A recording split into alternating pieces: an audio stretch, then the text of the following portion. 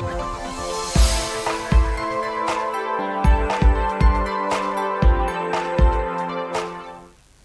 so we're looking really good now. So it's all nice and dry. It's been drying overnight. So as you can probably see, here's our nice rigging work showing up quite nicely in the lights. Don't drop it. Okay, and it's all really square. We've got all the crosses where we want to be. We haven't got any tangles and things like that. We've got the twin rigging running down the sides, down on this one, down here, and on this one. You can probably see them. Okay, and everything else really lined up well. Really happy with it. And to be honest, again, one of those things you start and it's quite terrifying because you look at it and you just think, look, it's just so much of it.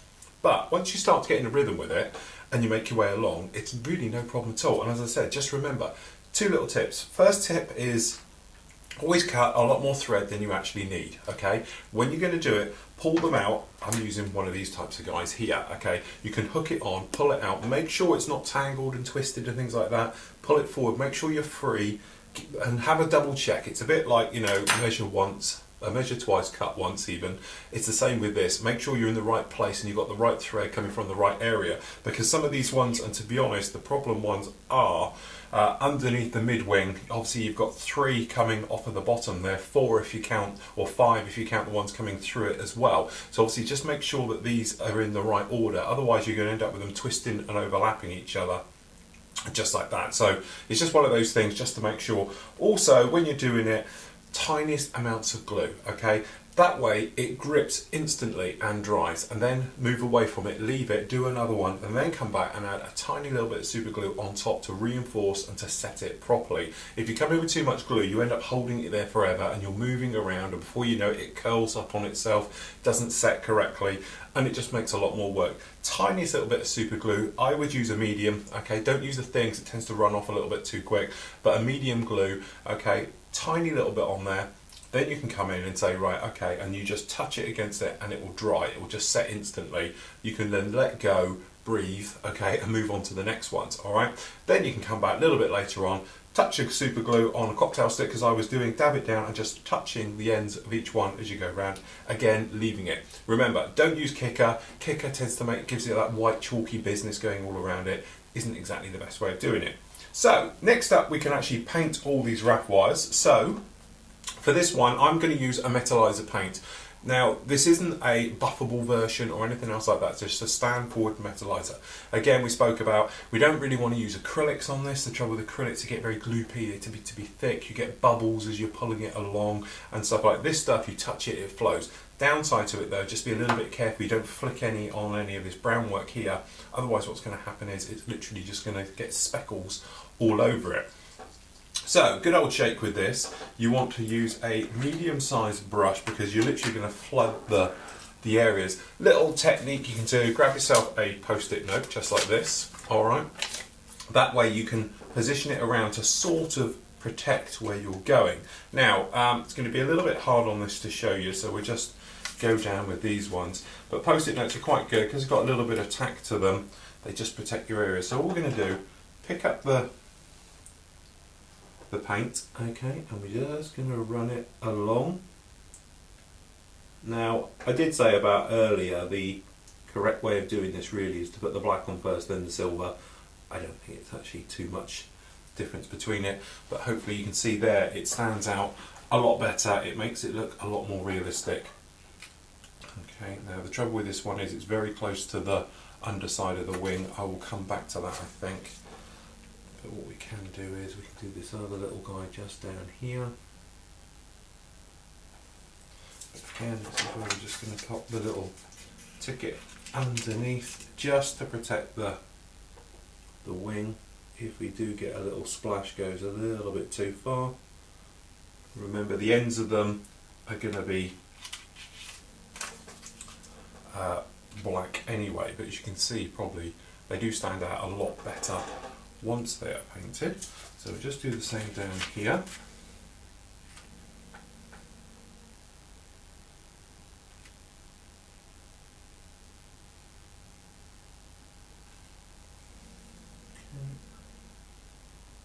And what this does, it sort of almost stains rather than covers. Okay, so you do need, because this stuff is flat as we know, you will need to come up. Just take your time with it, nice and gently. But you might be able to see on this one it's going a little bit slack. Alright, just keep watching it and it will go tight. There we go, good example here. It's gone really, really slack. Okay, and if you just watch literally in real time here, you see it straightening itself, straightening itself, straightening itself. So don't panic when this happens. I've watched this happen 100 times, but as you see, it's straightening, it's straightening, it's straightening, and it will continue to tighten as you go through. And as you can see, we're almost coming back to tight, but it will continue this all the way through. So don't panic when it suddenly does that, okay? That's quite normal, as I found. It's just it worried me to hell the first time it did it as well. Okay, just add a little bit more just down here. And all these back ones, remember you can keep coming back as many times as you feel is required. So what I'm going to do now is very carefully, because we're running out of places to hold this, start to work around everywhere and painting in all these whites. So it's going to take me a little while to do all this. So if you'd like to join me in a few moments when we're all done.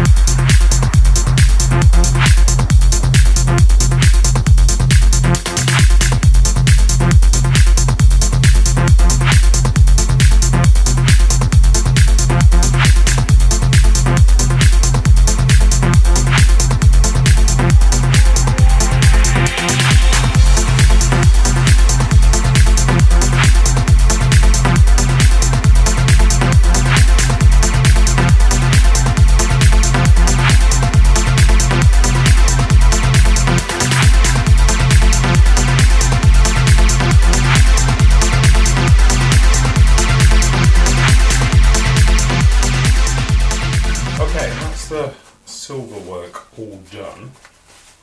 So again, if we pick this up very carefully, making sure you haven't got any silver on your fingers because you don't want to have transfer. There we go. Hopefully you can see now it stands out a little bit more. Okay, just gives it that metallic look to it all. Running right the way around. I say it's always strange trying to get the best angles to show, but you say it is okay. You can just use the normal thread, but I think it just adds that extra dimension. It makes them a little bit nicer, shall we say, and it gives them that sort of more of a glint to it instead of the more sort of translucent look. But as I said, you could get away with it. But again, take your time. If it goes slack, don't panic. It's all part of the natural process. Okay, next up, what we're going to use, I've got the dark iron here. This is the gun stuff, which is great. It's 214. It's basically flat black. But what happens is, you can buff it and make it go silver. We won't for this particular one. But again, it's the only lacquer-based paint I've got that's dark to do this. As you say, normally all this stuff is acrylics. Don't like to use it. But what we're going to use is a smaller brush for this, to be honest. Making sure you don't have any rogue hairs on it. Because all we're going to do is the tiny little end, the turnbuckle area, if you like. And then what we can do is we can check our references a little bit later on to see if we've got any actual reason to do. You see, you just put the control ones in like that. Any reason to actually put the actual brass ones, which are the ones that tighten up and release. So we need to see where they are. And I said we can do those with a little bit of PVA glue and move forward. But that's something we can do near the end and take care of all those little areas. So this is quite time consuming as well, because it's only tiny little bits we want to do. And so try and keep them all sort of even spaces as you go. But say doing the ones like on the tops of the wings is the really difficult bit, because you just don't have that much room in here like we have with some of the others. And obviously we don't want to paint the top of the wing, so we just literally do a little tap just to make it go black, and it looks like there's a connector on that. So again, bear with me for the next probably half hour as I go around and do all of this. Okay, but as you said, it's one of those things.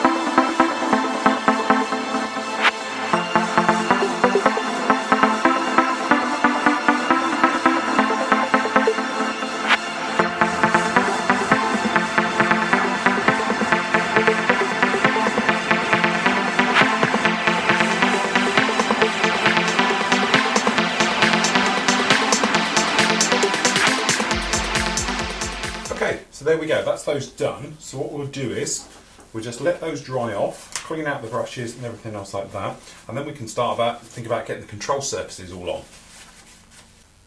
Okay, so those have been drying now. A couple of little points to make. So it's getting difficult to grab it now.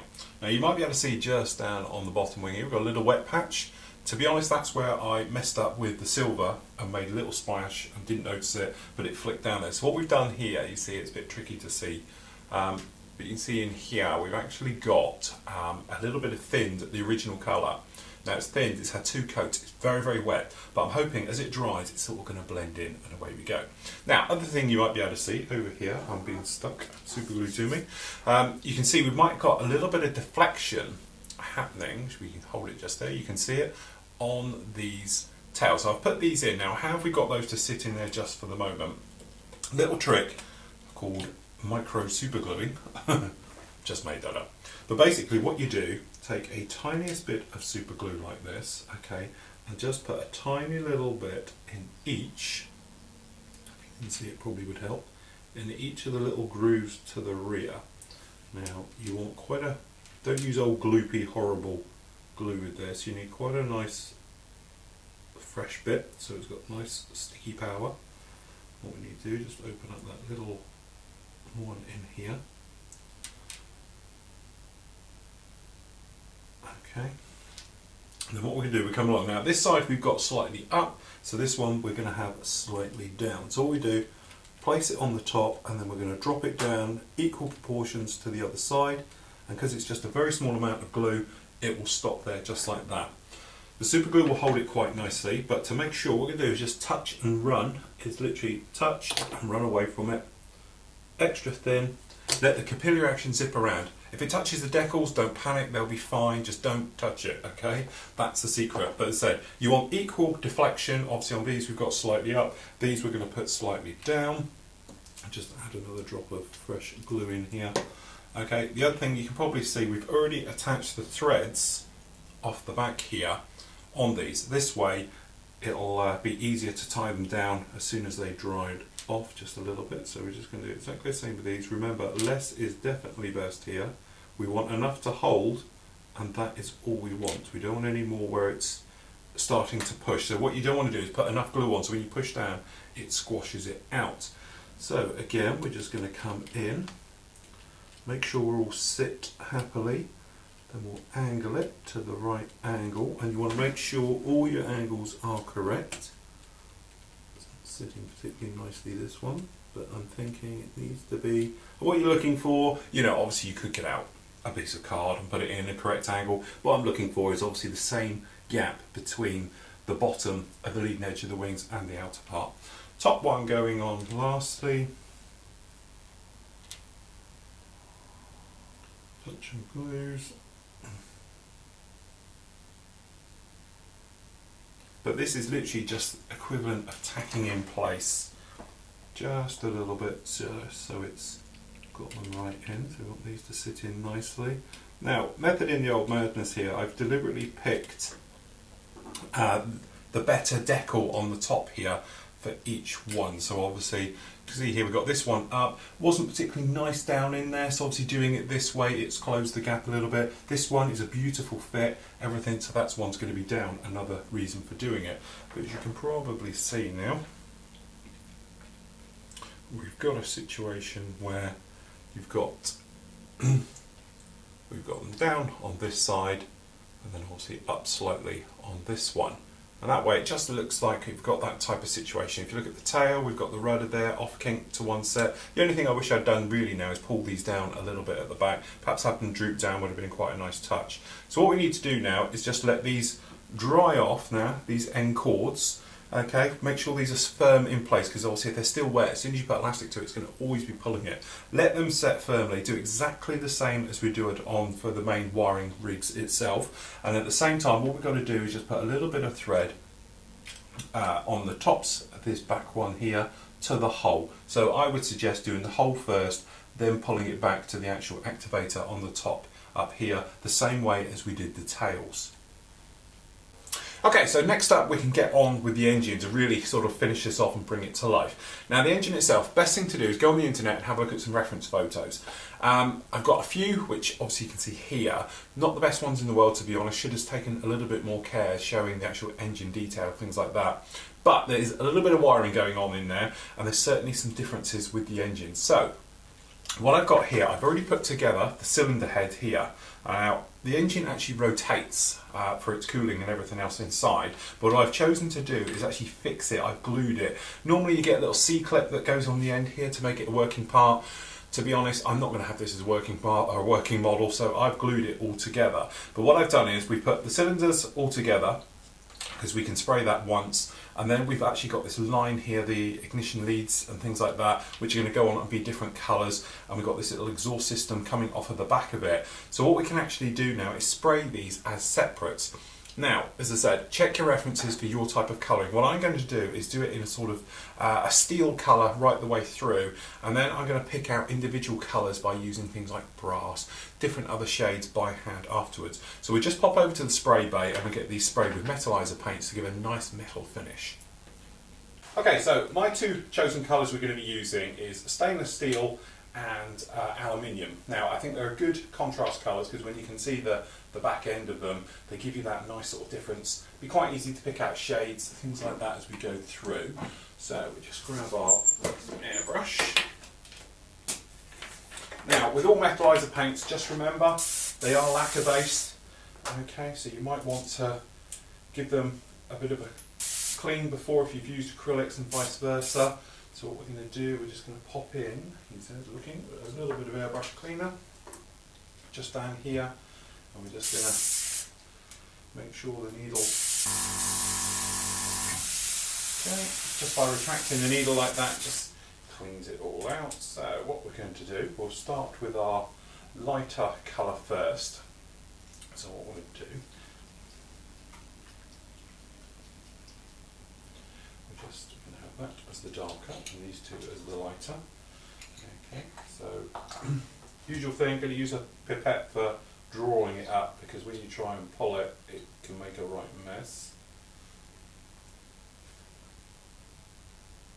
Not going to need gallons here, so don't go overboard filling up your area. We'll just flip the extractor on, because it's quite smelly stuff being a metallizer. Check our flow, coming through nicely. As I say, I'm going to use tweezers for holding this. So we're just going to hold the rear end. Okay, to start with, we're just going to lightly put a little cone straight on. Make sure you come in from all the angles. It's all evenly covered. And the secret of metallizers when you're doing this is to put them on very gently and build it up. Okay, so we've just got the other one here.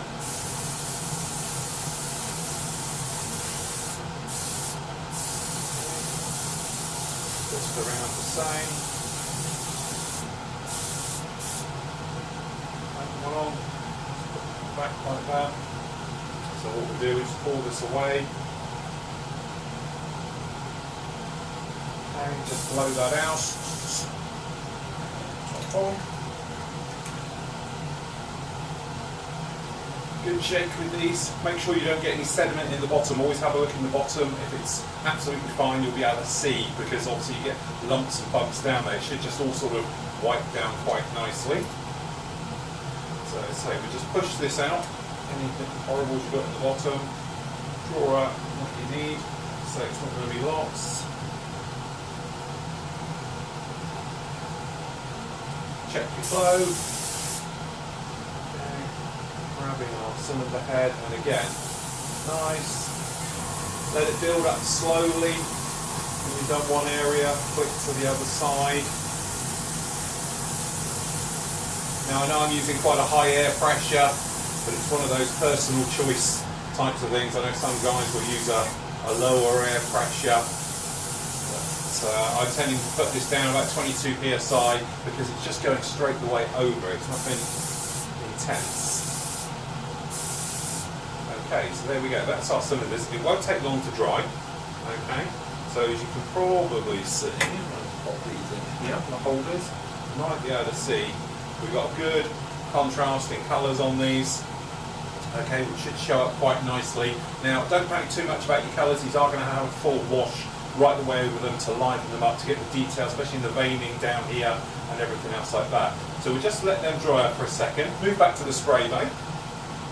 Okay, so there we go. That's our parts all done. Now, big thing to remember, these are your actual normal metallizer paints. These aren't things like the buffable variety and things like that. So these are quite handleable without making a total mess. That said, I wouldn't handle this stuff and then handle the model itself, because obviously all of that nice colour will very quickly, if you have got anything, show up, okay? So you probably want to avoid touching the model until this is all completed and in. But this stuff is pretty handleable, so the buffable version tends to get covered in it very, very quickly. So what we can do now is just pop the engine together.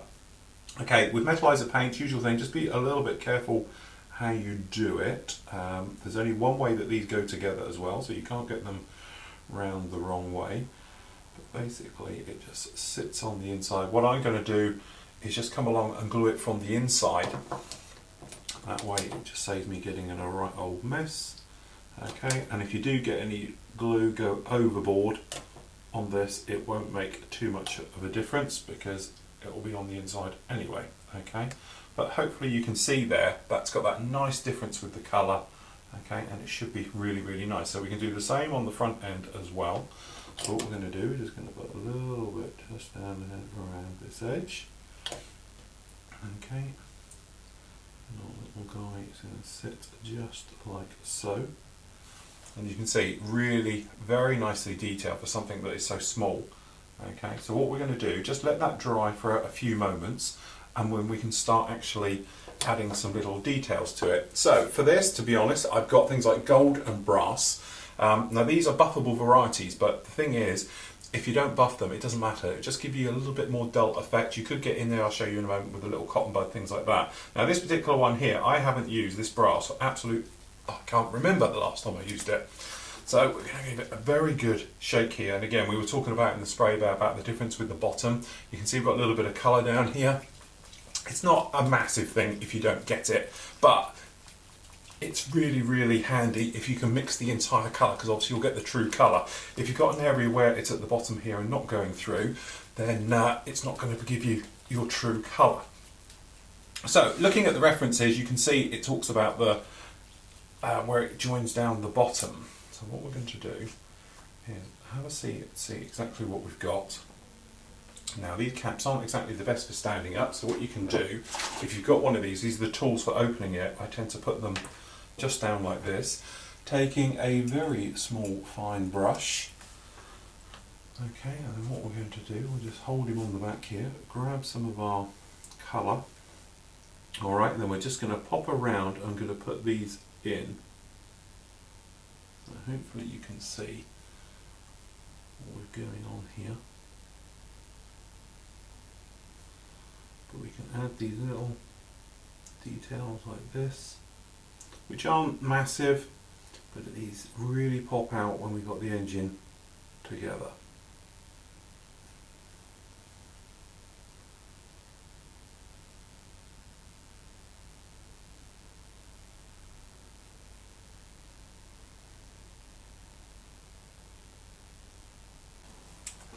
there we go, really nice ones. If we just drop the top camera, you can see this in all its beauty. So there we go, that's our engine just done like that. So we'll just give that a couple of moments to start to dry. You know, adding more detail to this, obviously you can do the wiring if you wanted to. Wouldn't take too much to put the little wires on and running down. Thing is, they're going to run to the rear of the engine, so you're not really going to see them anyway. It's really going to be about these front ones, but if you wanted to, you've got these little tiny areas, see these little pins on the side here? Well, that's the bits which you're going to shoot off, okay, and give us our nice detail. But what we want to do is bring it to life. Now, by bringing it to life, the easiest way is with a wash. Now, we spoke about before, obviously you can do washes with, brush out of the way so we don't get confused, with oils, with my wash, things like that, with the Flooring Models clay one. The trouble is, they tend to be a little bit bitty. Indian ink, every time for me. So what we're going to do is just going to grab our little guy like this, and what we'll do, we're going to set this down here. Hopefully he'll stand just in there like this. Alright, so we can take our wash, okay, and we're just going to literally feed it in to the veins. Hopefully, as you see there, they just will zip around the capillary action. We'll just carry it around and give us exactly what we want.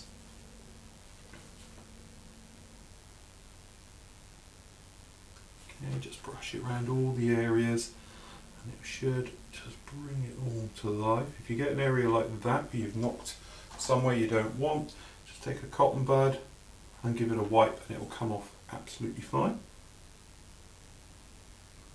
Okay, but we're just going to do around the tops of these cylinders. But you can probably see it really does work very, very well, this. And again, you're totally safe.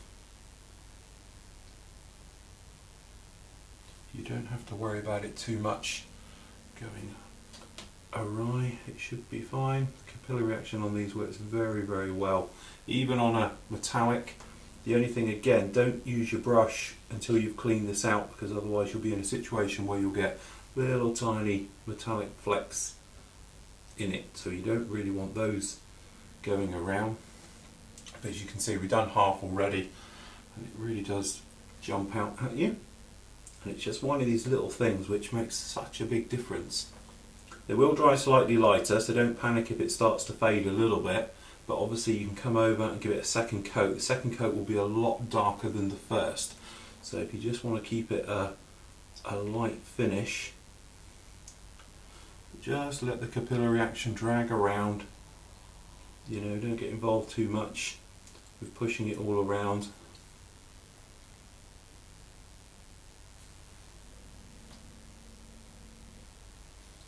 Okay, so I'm doing it just like this, as you can see.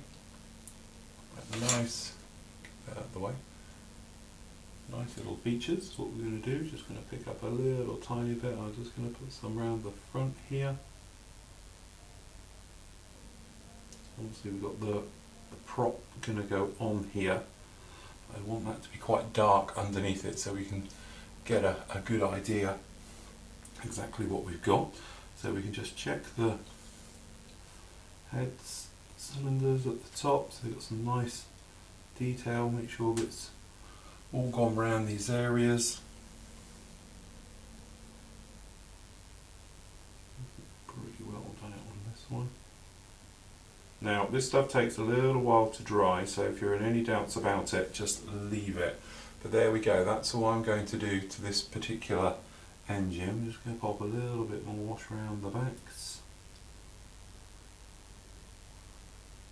so it's nice and even. And as I said, if you wanted to give it a little bit more, it's totally up to you.